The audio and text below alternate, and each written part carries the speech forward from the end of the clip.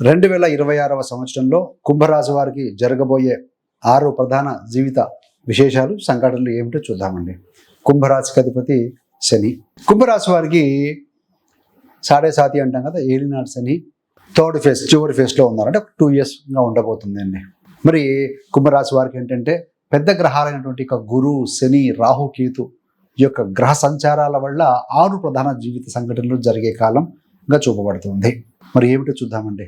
ముఖ్యంగా ఈ యొక్క 2026 సంవత్సరంలో కుటుంబం, కెరీర్, విద్య, విదేశీ ప్రయాణం, సంబంధాలు అన్నీ కూడా కొత్త దిశలో సాగబోతూ ఉన్నాయి. ఫస్ట్ పాయింట్ ఏంటంటే ఫ్యామిలీ ఎక్స్పాన్షన్, కుటుంబ విస్తరణ మరియు సంతాన యోగం.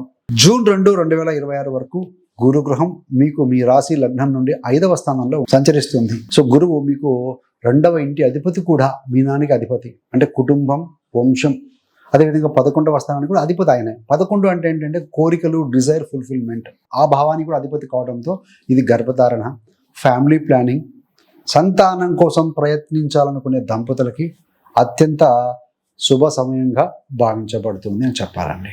మరి శని ఎక్కడున్నారు?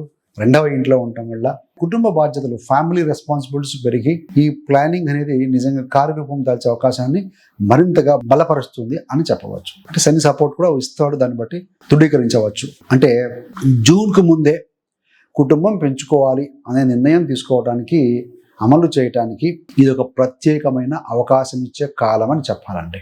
2వది విద్యకు సంబంధించి హైయర్ స్టడీస్ అండ్ ఎగ్జామ్స్ గురించి.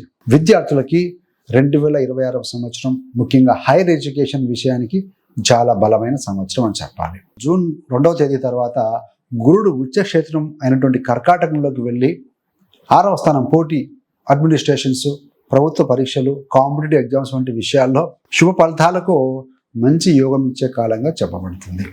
చదువు కోసం లేదా ఏదైనా కోర్స్ కొరకు ఇంటి నుండి, జన్మస్థలం నుండి ఇంటి నుండి దూరంగా వెళ్ళాలి అనే వారికి ఆ రకమైన అవకాశాలు కూడా వస్తాయి అని చెప్పాలి. మరి హైయర్ ఎడ్యుకేషను, కొత్త కోర్సు, విదేశీ చదువు వంటి ప్రణాళికలు ఉంటే వీలైతే జూన్ 2వ తారీఖు అంటే ముందే కన్ఫర్మ్ చేసుకొని నిర్ణయం తీసుకొని ముందుకు వేయటం మంచిదండి. ఎందుకంటే 5వ స్థానంలో ఉండి మీరు రాశి మీద దృష్టి పెడతారు, 11 డిజైర్ ఫుల్ఫిల్మెంట్ పెడతారు కాబట్టి సో మంచిది. ఈ సమయానికి ఏంటంటే గురువు 9వ స్థానం మీద, భాగ్యస్థానం, హైయర్ ఎడ్యుకేషన్ సంబంధించిన స్థానం అది, దాని మీద మంచి దృష్టి ఉంటుంది కాబట్టి అడ్మిషన్లు, ఇంటర్వ్యూలు, ఎగ్జామ్స్కి సో మంచి సపోర్ట్ ఇస్తుంది, మంచి బలంగా ఉంటుంది.